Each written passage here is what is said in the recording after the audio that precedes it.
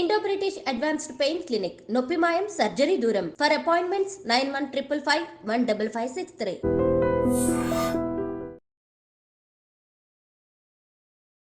నమస్తే అమ్మ. నమస్కారం అండి. అమ్మ, చాలామంది ఈరోజు లేచి పూజ చేసుకుందాం అనుకుంటూ ఉంటారు, లేదంటే ఈవినింగ్ టెంపుల్కి వెళ్దాం అనుకుంటారు, లేదా ఒక ఒక మాసం వచ్చినప్పుడు, ఫర్ సపోజ్ కార్తీక మాసం కానీ శ్రావణ మాసం కానీ వచ్చినప్పుడు మనం ఎక్కువగా పూజలు చేసుకుంటూ ఉంటాము. ఎంత ట్రై చేసినా కానీ పొద్దున్నే లేవలేకపోతున్నాము, లేకపోతే డైవర్ట్ అవుతున్నాము అని చెప్తూ ఉంటారు. ఇంట్లో పనులు కానివ్వండి, లేకపోతే బయట ఆఫీసులకు వెళ్ళొచ్చి, లేదా మన కుటుంబంలో ఉండే ఏదైనా గొడవలు, చికాకులు, ఇవన్నీ అన్నీ కలుపుకొని మనసు స్టెబుల్గా లేకుండా ఉంటుంది. ఏ పని చేద్దామన్న కాన్సన్ట్రేషన్ కుదరట్లేదని చెప్తూ ఉంటారు. ఇలాంటి ఒక సిచ్యువేషన్లో మనం భక్తి భావన ద్వారా మన మనసుని కంట్రోల్ చేసుకోగలుగుతామా? అసలు ఎంత ట్రై చేసినా మనం పూజ చేసుకోలేకపోవడానికి కారణాలు ఏమైనా ఉంటాయా? తప్పకుండా అండి. Actually it's a question related to mind అనమాట. సో మనసుని కంట్రోల్ చేసుకోవడము, ఆ మనసుని కంట్రోల్ చేసుకుంటేనే ఒక స్టూడెంట్ చదవగలుగుతాడు, ఒక గృహిణి ఇంట్లో బాగా పని చేయగలుగుతుంది, ఒక మనిషి ఏ పని చేయాలన్నా కూడా మనస్సుకి సంబంధం ఉంటుంది. ఎందుకు అంటే మనసు ఫోకస్డ్ గా ఉంటేనే శరీరంతో మనం పని చేయగలుగుతాం. కానీ ఆ మనసు ఎట్లాంటిది అంటే కోతి లాంటిది అంటారు. సో అది అసలు ఇక్కడ అంటే మనం చెప్పామనుకోండి, మీరు చూడండి ఈ షూట్ అయ్యేదాకా ఝాన్సీ గారు మీరు అసలు కోతిని తలుచుకోవద్దు అంటే అదే గుర్తొస్తుంది. కోతి ఎలా ఉంటుంది, ఎందుకు అలా అన్నారు, అదే ఆ కోతి గురించి మనం ఎక్కువ ఆలోచిస్తుంటాం అనమాట. So that is the mind యొక్క అది గుణం అనమాట. సో అర్జునుడు కూడా భగవాన్ కృష్ణుడికి గీతాలో అడుగుతారన్నమాట, చంచలం హి మన కృష్ణ ప్రమాథి బలవదృఢం తస్యాహం నిగ్రహం మన్యే వాయోరివ సుదుష్కరం. కృష్ణ, ఈ మనసు ఎలాంటిది అంటే వాయు లాంటిది. మనం వాయుని బంధించగలుగుతామా అండి? లేదు, బంధించలేము. సో వాయువుని ఎలా మనం బంధించలేము, అలాంటి దుష్కరమైన కార్యము ఈ చంచలమైన మనసుని కంట్రోల్ చేయడము. సో నువ్వు మార్గం చెప్పు అంటారన్నమాట. సో కృష్ణుడు ఏం చెప్తాడు అంటే అభ్యాసేనుతు కౌంతేయ, అంటే షార్ట్ లో చెప్పాలి అంటే ఏదన్నా కూడా మనం చేయాలి అంటే ప్రాక్టీస్ తో వస్తుందండి. ఇప్పుడు నేను కూర్చున్నాను చదువుకోవాలి అంటే, ఇప్పుడు చిన్నపిల్లలు చూడండి, మీరు ఎలా చదువుకుంటారు, పడుకుంటారు, లేస్తారు, మళ్ళీ ఇలా కూర్చుంటారు, పైన కూర్చుంటారు, అలా చేసుకుంటూ ఏదో ఒక 5 minutes హోంవర్క్ అంటే నేను అనుకుంటాను, నేనుంటే ఆ 5 minutes లో చేసే హోంవర్క్ వాళ్ళు 1 hour చేస్తారు. ఎందుకంటే వాళ్ళ ఫోకస్ ఉండదు, ఆడుకుంటూ ఉంటారు, తిరుగుతూ ఉంటారు, బాడీ ఇలా కూర్చొని.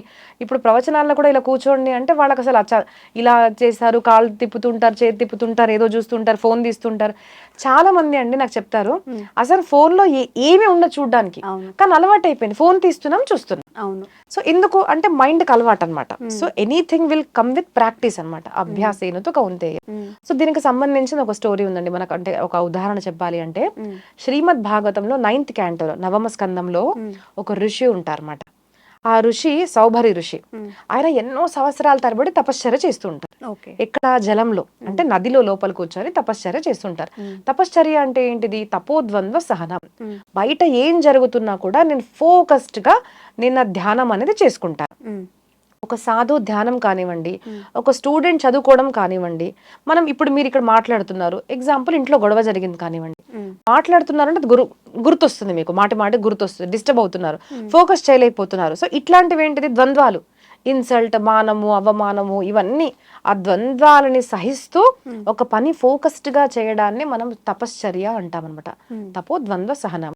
సో స్టూడెంట్స్ అనుకోండి ఏమంటుంటారు అంటే, అమ్మో చలిగా ఉంది కదా పడుకుందాం కాసేపు అంటారు, అమ్మో వేడిగా ఉంది తర్వాత చదువుకుందాంలే అంటారు. సో ఇలాగ చూసుకుంటే సంవత్సరాల్లో మనం చదువుకోలేము అసలు. సో మనం ఒక స్టూడెంట్ చదువుకోవాలి అంటే ఏంటిది, ఆయన చలి కూడా చూసుకోవాలి, వేడిలో కూడా చదువుకోవాలి. So he has to bear everything, అప్పుడే తను చదువుకోగలుగుతాడు. సో అలాంటి ఒక ఋషి ఏం చేస్తాడు అంటే జలంలో కూర్చొని ఎన్నో సంవత్సరాల దాకా తన మైండ్ ని కంట్రోల్ చేసుకున్నాడు కదండి. అంటే కూర్చున్నాడు, మైండ్ ని ఫోకస్ గా చేసి తపశ్చర్య చేస్తుంటే ఒక్కసారి అలా కళ్ళు తెరవంగానే ఏమైంది అంటే ఒక జంట అంటే ఆ ఫిషెస్ అనమాట, అక్కడ ఉన్న జలంలో ఉన్న ఫిషెస్ ని ఆ రతిక్రియ అంటే వాళ్ళు అట్లా ముద్దు పెట్టుకోవడం చూడంగానే ఫిషెస్ ని చూసి తన మనసులో ఏమనిపిస్తుంది అంటే, ఆహా ఈ శారీరక సుఖంలో కూడా ఎంత సుఖం ఉంది, నేను పెళ్లి చేసుకుంటే ఎంత బాగుంటుంది అని అనుకుంటారు. ఆ కోరిక ఎలా ఉంటుంది మైండ్ కంటే, ఇప్పుడు నాకు ఆ చీర కావాలంటే కావాలి, నాకు ఇప్పుడు కాఫీ కావాలంటే కావాలి, మా ఫ్రెండ్ ఫోన్ చేశాడు పార్టీకి వెళ్ళాలంటే వెళ్ళాలి, ఫోన్లే తర్వాత చదువుకుంటా. సో ఇట్లాంటి డిస్ట్రాక్షన్స్ మన మైండ్ కి. ఆయన కూడా ఏం చేశారు, ఆ టైంలో he couldn't control his mind. బయటకు వచ్చారు. బయటకు వచ్చి మాంధాత అన్న ఋషి వాళ్ళ భార్య అక్కడికి వెళ్ళి, వాళ్లకు ముగ్గురు పిల్లలు, 50 మంది ఆడపిల్లలు అనమాట. అక్కడికి వెళ్ళి, ఋషి నాకు నీ ఆడపిల్లల్ని నేను పెళ్లి చేసుకుంటాను అంటాడు. రాజేమనుకుంటాడు, ఇంత వృద్ధుడు, ఈయనకు నా పిల్లల్ని ఎలా ఇస్తాను, వాళ్ళు యువతులు ఎలా ఇవ్వాలి అంటే, మరి నేను నో అన్నాను అంటే శాపం ఇస్తారేమో అన్న భయం.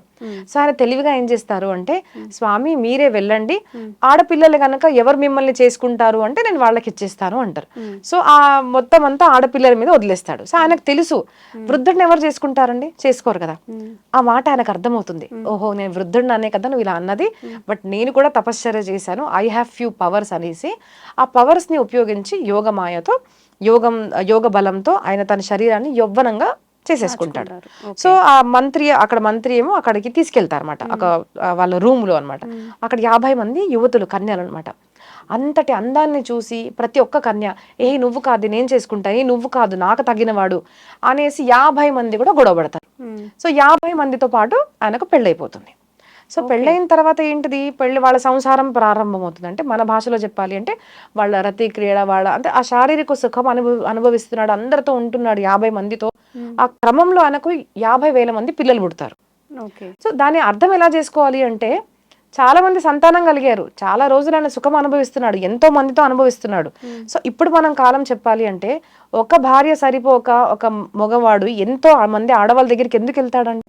చాలా మంది ఉమెన్ ట్రాఫికింగ్ ఎందుకు జరుగుతుంది అనగానే దానికి ఆన్సర్ ఏమిస్తారు అంటే, ఆడవాళ్ళని తీసుకెళ్తున్నారు కాబట్టి ఇలా జరుగుతుంది అంటారు. ఆడవాళ్ళని తీసుకెళ్తున్నారు కాబట్టి జరగడం లేదు, మగవాళ్ళ నుంచి డిమాండ్ వస్తుంది కాబట్టి వాళ్ళని తీసుకెళ్తున్నారు, అంతే కదండి. సో ఆ మగవాడు ఏం చేస్తున్నాడు, ఇంత మందితో అనుభవిస్తున్నా కూడా ఒక్కరోజు రియలైజ్ చేసుకుంటాడు, అరే నేను ఎంత బాగున్నాను, అసలు మంచి తపశ్చర్య చేసుకున్నాను, సెన్స్ కంట్రోల్లో ఉన్నాను, ఇంత బాగా చూసి ఒక్క రతిక్రియ అంటే ఒక్క ఫిషెస్ రతిక్రియ చూసి నాకు పెళ్లి చేసుకోవాలనిపించిందా, ఏంటిది అసలు ఎంత అనుభవించినా కూడా సుఖం లేదే అని ఉంటుంది. ఆ సుఖం ఎలాంటిది అంటే, అగ్నిలో ఎంత మీరు ఘీ వేయండి అది ఎప్పుడైనా చాలు అంటుందా, కాదు, అది దానికి ఘీ కావాలి, అది ఎంతైనా తాగుతుంది. ఆ ఎంత ఘీ వేస్తే అంత ప్రజ్వలితం అవుతుంది అనమాట ఘీ. సో మన మైండ్ అట్లాంటిది, మీరు దానికి ఎన్ని భోగాలు, ఎంతసేపు పడుకోండి మీ నిద్ర పెరుగుతూనే పోతుంది, మీరు ఎంత తినండి ఆకలి పెరుగుతూ పోతుంది. సో ఎంత తగ్గించండి ఆకలి తగ్గుతుంది, ఎంత మీరు కంట్రోల్ చేసుకోండి తగ్గుతుంది. ఎలాగా అంటే ప్రాక్టీస్. సో ఆయన తెలుసుకున్నాడు ఒక రోజు, అరే నేను నా మైండ్కి ఆ చూట్ ఇచ్చేసాను, అంటే నేను దాన్ని కంట్రోల్ అనేది వదిలేసుకున్నాను కదా, ఇలా జరిగింది అని బాధపడిన తర్వాత ఆయన అంటే ఒక ఋషి పతిగా ఉండడం వల్ల, అంటే ఒక ఋషితో మనకు సంబంధం ఉండడం వల్ల భర్త కానివ్వండి, తల్లిదండ్రులు కానివ్వండి, మిత్రులు కానివ్వండి, ఒక మంచివాడు ఉన్నాడు అంటే పక్కనున్న వాళ్ళకు కూడా ఉద్ధారం జరుగుతుంది. ఆ 50 మంది కన్యలు కూడా ఋషి పత్నులు కదండి, వాళ్ళకు కూడా సాధనా మార్గం అనేది రంగు తాకి వాళ్ళు కూడా సాధన చేసి పతిలోనే విలీనం అయిపోతారు. But he realized late. ఇట్లాంటి స్టోరీస్ మనకు ఎందుకు చెప్పారు అంటే, మనలాంటి వాళ్ళు ఇప్పుడు కొంతమంది అడుగుతుంటారు, నాకేం మనసు లేదా, నా మనసులో అలా అనిపించింది కాబట్టి నేను అబ్బాయితో వెళ్ళిపోయాను. ఫర్ ఎగ్జాంపుల్ చెప్పాలంటే ఇప్పుడు ఎఫైర్స్ పెట్టుకుంటారు కొంతమంది, ఎందుకు అలా అంటే నా మనసుకు అనిపించింది, నా మనసు లేదా అంటారు. మనస్సు ఎట్లాంటిది నేను చెప్పనా అండి, మనసు ఎప్పుడు కింద దిగుతుంది అనమాట, అంటే నీళ్ళు లాగా అనమాట. నీటిని కింద వేయాలంటే దానికి ఏమన్నా కావాలా అండి, ఏం అవసరం లేదు, నీళ్ళని అలా వదిలేస్తే గ్రావిటేషనల్ ఫోర్స్ కిందికే వస్తుంది. పైకి ఎక్కించాలంటే మోటార్ కావాలి, యంత్రం కావాలి. అలాగే మనస్సు నిజంగా చెప్పాలి అంటే ఎలాంటిదంటే, ఒక పురుషుడి మనసు ఒక స్త్రీని చూసి ఉందంటే తను ఉపభోగిస్తే బాగుంటుందేమో అని ఆలోచిస్తుంది. That is the fact. అందరికి, మీకు నాకు అందరికి, ఒక ఆడవాళ్ళకి అది బాగున్నాడు కదా, తనతో ఫిజికల్ గా అవుతే బాగుంటుందేమో అనే మనసు అంటుంది. మరి ఆ మనసును భక్తులు ఎలా కంట్రోల్ చేసుకుంటున్నారు? కొంతమంది ఎందుకు ఒక స్టేజ్ కి వెళ్తారు, కొంతమంది ఎందుకు నీచులుగా ఉండిపోతున్నారు అంటే, ఆ మనస్సుని మనం కాన్షియస్ గా మార్చుకోవాలి.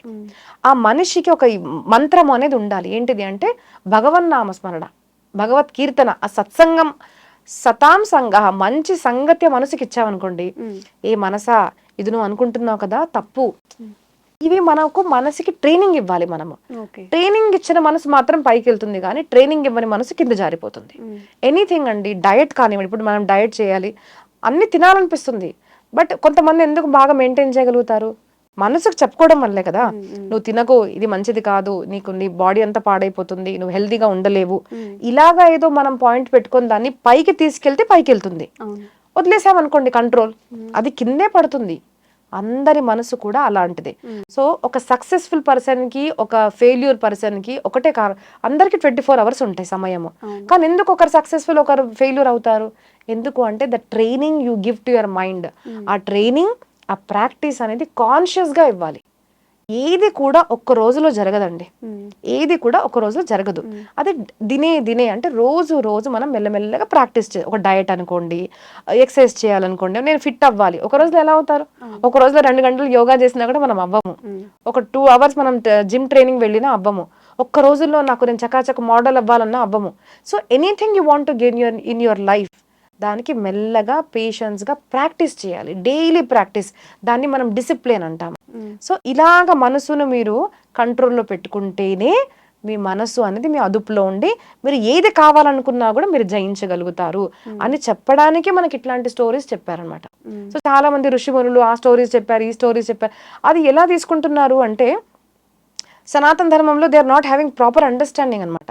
సో ఏది చెప్పినా కూడా మన మనసు, మన శరీరము, మన సామాజిక పరిస్థితి, మన ఫ్యామిలీ లైఫ్, ఇవన్నీ సంతోషంగా ఎలా ఉండాలి, మనం చెడు అలవాట్లకి ఎలాగా దూరంగా ఉండాలి అని చెప్పడానికి ఇట్లాంటి స్టోరీస్ మనకు చెప్పారనమాట. సో ఇట్లాగా మనం ప్రాక్టీస్ ద్వారానే మన మనసుని మనం కంట్రోల్ చేసుకోవచ్చు. నిజంగా ఒక్క మనసు ఒక్కటి కంట్రోల్ చేసుకుంటే మన లైఫ్ డెవలప్మెంట్ ఎలా ఉంటుంది, మనం సాధించాలనుకున్నది త్వరగా సాధించడానికి నిజంగా ఎంత అవసరమో చాలా చక్కగా తెలియజేశారు. Thank you. ధన్యవాదాలు. నమస్కారం అండి.